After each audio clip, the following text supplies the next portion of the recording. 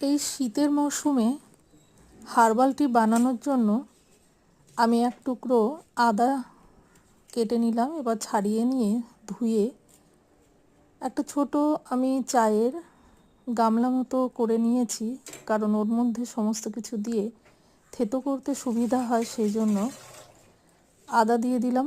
আমি একার জন্য বানাচ্ছি, সেই জন্য 4-5 দানা গোলমরিচ দিয়ে দিচ্ছি।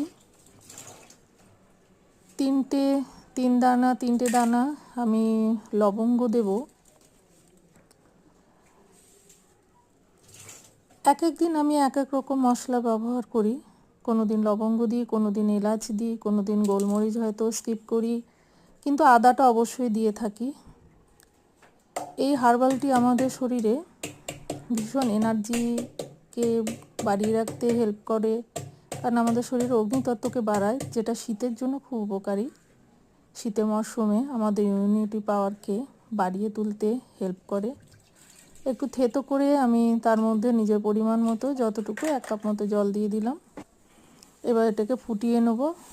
মিনিট 10 ফুটিয়ে নেওয়ার পর অল্প একটু লিকার চা দিয়ে দিলাম।